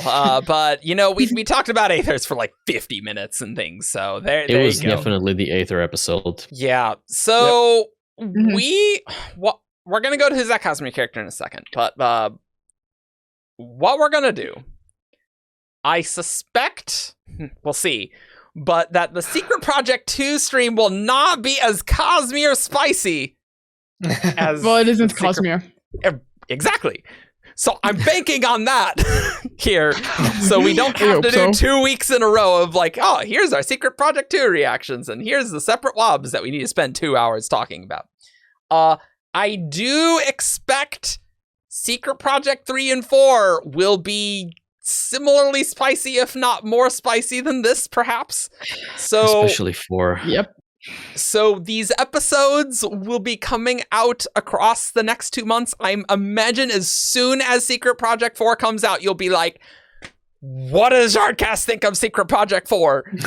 But we're probably going to be like, here's Secret Project 3, and then Secret Project 3 WoBs, because it takes a week to edit these and record these and things. So we will get to it, I promise. Has been crazy. Yes. So please support our Patreon if you want to help me get through editing this and survive. Because oof. So that's sort of the plan. So you will need to wait a bit longer for Secret Project 3 and 4 stuff, but clearly we had plenty to talk about on this episode, and we couldn't just do a 20-minute. I was like, oh, how interesting could the WoBs be? And like the answer is Turns out to 2 be hours interesting. So In many ways, they are more interesting than the preview chapters. honestly, I mean, yes, that is absolutely true. This is very spicy. So. But if the preview chapters keep getting longer and longer, and the spicier and spicier, so there's going to be plenty of spicy content to come your way. But yeah, as soon as we watch the stream, it's like, this is a whole episode, isn't it? It's like, it is. Oh, I remember that. Staff chat was literally called Brandon. What the hell? He ruined my Shardcast schedule again. After ruining it a week ago. I even tweeted that. I'm like, grumble. But that's fine. You'll get plenty of content, and I will do my best to make it weekly. So we are working hard, and poor other things will just be delayed. So you'll see. Yeah. We'll get to the Herald episode eventually. Stone shaping episode. And stone shaping eventually. Episode. Oh yeah. And like Adolin, There are worse problems to be had than too much content. Well, yeah. Oh, that may legitimately be a problem in 2023 of having too much content. Anyway, let's move on to who's that Cosmere character? This character is from Rasarr. Menace. Cheyenne. Tom. Raise. Void in drag on a horse. It's time for Who's That Cosmere Character? Caw. All right, welcome to Who's That Cosmere Character, the game show where you send 5 clues in a character to wtcc at 17shard.com. We read these clues aloud, and these guys have a chance to guess who's that Cosmere character. This first one is sent by Angamon. And clue 1, this character can write.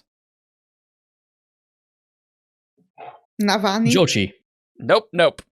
Void. Nope. He can't write. That's true.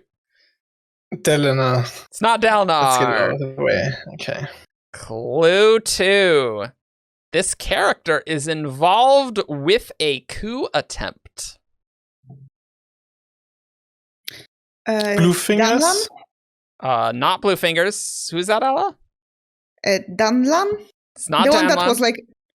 The Kelsier. Who cares? Kelsier? No, not Kelsier. Can he write? He probably can write. He wrote that plan on the blackboard at some point. Yeah. Duke Royal. It is not Royal. Clue 3. This character does not use the invested arts. Graves? It's not Graves. You're like diagram. It is a diagram. Yeah. I was actually thinking Graves as well. Oh, nice. Teravangian? It's not Teravangian. Doxon? It's not Doxon. A surprisingly large number of coup attempts in the Cosmere. Well, it's like the Cosmere does the interesting parts of the world building and not like, yeah, everything was peaceful and great. What's up? This is so lovely. No conflict at all. This is a bit of an odd guess, but I'm going to go with Aesudan. It's not Aesudan. Clue 4, this character has a dead spouse. Well, that doesn't narrow it down much. Yeah, no. Good thing we already kicked Kelsier out of the runnings. And Dalinar.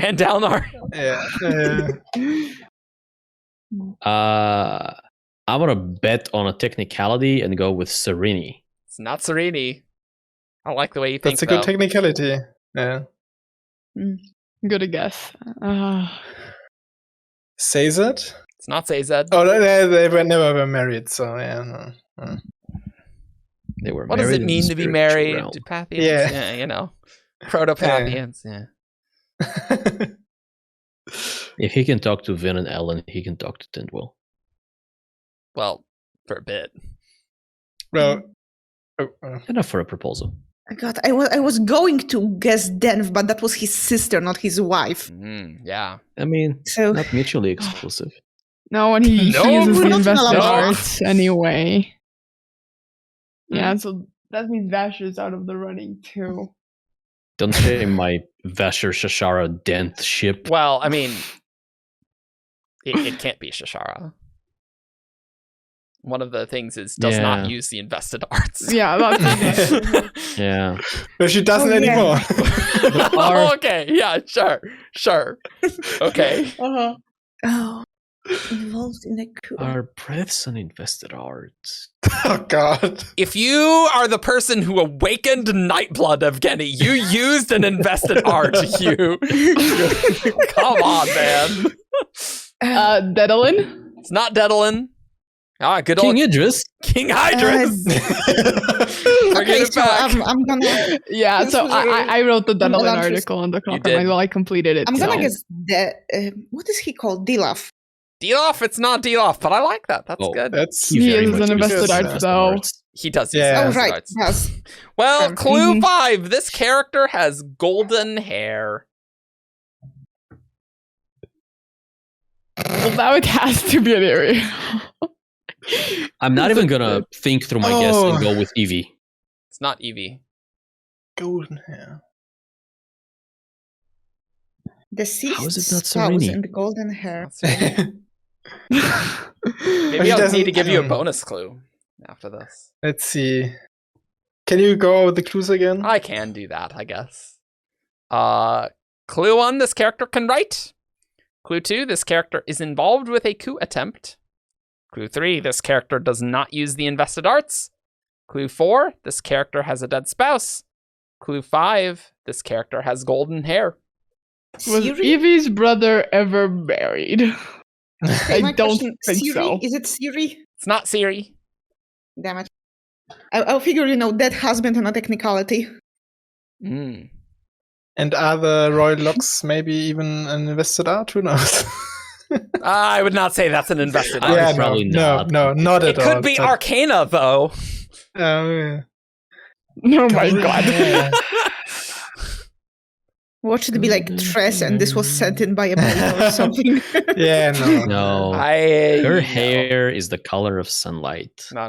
We're solidly If in it was over a like year brown. ago here, so don't worry about that. Golden hair. Who has golden hair? Yeah, that's what I was thinking. Who has A golden year ago, hair? only Brandon and Emily knew about this. It's true. Emily sending in just to troll us. That would imply they have time to watch the show, which they definitely don't. So I'm not No, worried. they about don't. No. Mm. Who that. has Do you guys golden want the bonus hair? clue? Yeah, I think Yeah. I'd like it. Okay. So I will say clue 6. This was not in the original one, but I'll give you a bonus. This character is from Cell. Was it not Sereni? It's not Sereni.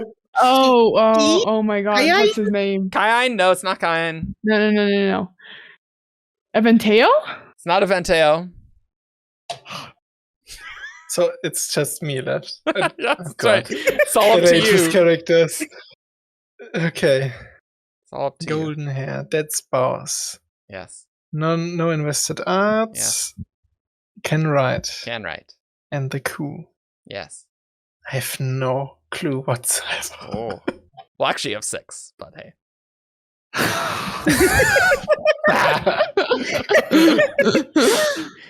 I reused that joke. Alex said it before, but you know what? I don't even care.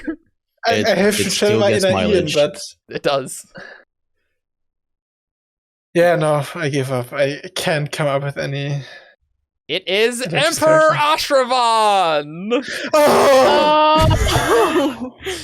Involved Wait, he has with the golden coup attempt. hair? He has golden hair. I Oh. looked on the Coppermind. He does specifically have Yeah, golden he hair. does. Wow. He Wow. does. I know. For some reason. Don't all the I don't greats know have great golden hair or something like that? I don't know. No, I I have don't no think I idea. so. don't remember. For some reason, I have no idea why, but for some reason, I was absolutely convinced that Ashravan was like Indian looking. Hmm. Well, it's probably Uh. because the entire setting is like very Asian and Yeah. dark hair, right? But no, he has golden hair for sure. I was going through all the Cosmere works in my mind, and I just completely forgot about Emperor. I know, and you Sol. all went to Elantris on Yeah, Cell. yeah. And I was like, Yeah. he dead wife, right? I mean, granted, the Yeah, coup attempt that's- one, he had a coup attempt inflicted upon him. That's Still being involved. He was involved. Yeah, What does it mean to I be just- involved in a coup? I like I guess it. I just headcanoned all of them as looking like various Asian cultures, right, which, right. not known for their blondes. Yeah. Yes, that's very true. All right. Well, since we're doing so many episodes these next 2 months, we're only going to do 2. And so that means we're going to go on to our patron priority queue. And you can submit these and get them read less than a year in advance by supporting us on the Herald tier on Patreon and get your name at the end of the video. Wow, so fun. But we really Such appreciate value. the support. Yeah. Mhm. All right. This one is sent by Call Me Mayday. And clue 1, this character is dead. This character Characters. is dead. Yeah. Emperor Ashravan's wife. That's exactly what I was thinking. Really? Oh, Kershina? No. Which I did not know off the top of my head. I just looked at the... I needed to look on the camera mind if he actually had golden hair, because I didn't remember. But no, he definitely does. Well, That was my actual guess. no, but it's So- not her. No. Yeah, okay. I'm gonna go to my good friend Theopolis. But he's just garbage. He's not a person. No, it is Fair, not Theopolis. fair. In that case, I get to make another guess. No, you don't. But I do like the amount of people on that previous episode who's like, I have no idea who Theopolis is, which is very funny to me. He's a very minor character. Yes. I guess I'm gonna go for the obvious and say Eevee, It's not Eevee. the fairy Pokemon. Yeah. Oh my god, Imagine guessing characters name? that people actually know. Yeah. Mm. I'm just gonna Yes, say yes. Olaf because I forgot the name of the other character I was gonna guess. And we need to move on. No, it's not. Oh Theopolis. no. Clue 2, this character has interacted with Hoyd. Oh, the. Does he call it? No. Is it Sadius. alive? Not Sadius. You know, I'm gonna go Suzebron. It's not Technically Susabron. dead. I like it. I don't think he's interacting with Hoyd. Okay, I'm going to guess it. Is it? Oh yeah, it was like Lightsong who called. It was Lightsong, called yeah. for Hoyd. I don't remember what Hoyd calls him. I think, but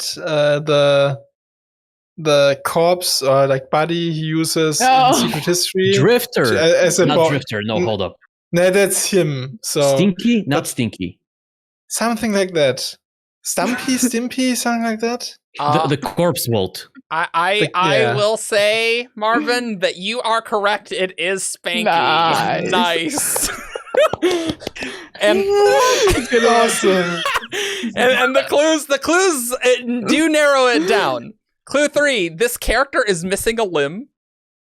hmm Clue 4, you've only seen this character in the cognitive realm. Okay. And clue 5, this character had happily married parents. Because I think there's a would comment not have about remembered bastard. And Spanky's like, I'm not a okay. bastard. No, but that's Spanky's what it was. Hoyd says that. I don't remember. No, I think it's okay. I mean, I got it on second clue, so it doesn't matter. Yeah, it doesn't matter. Yeah, It doesn't matter. Great one. Well, that's Yeah. Yeah, no, There you go. That's That was Marvin a nailed good it. one. Yeah.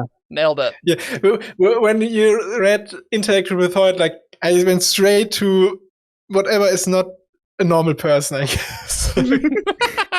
Which is the way of the Shardcast. It is the Yeah. way of the Shardcast. All right, everyone. Well, I hope you enjoyed this episode. We will be back next time for talking about Secret Project 2, Yes. which will be significantly after you've read it, and that one's definitely going to get the worst analytics because it's non-Cosmere, but, you know, it's fun. That's fine. We got to cover all the things, so...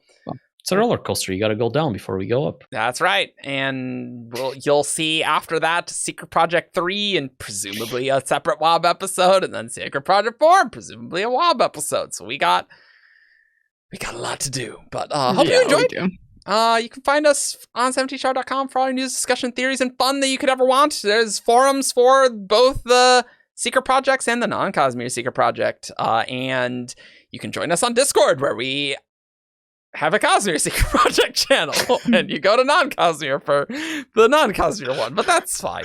Other And non-Cosmere. that's right. Yes.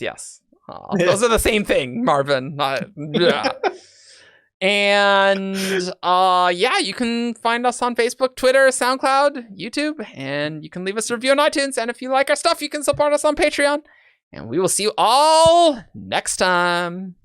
And okay, for the comments, tell us if you've read Aether of Night and what Aether you'd like to have. Ooh, wow. And how much you want the Midnight Mother to be the sorceress. yes. Nice. Easy.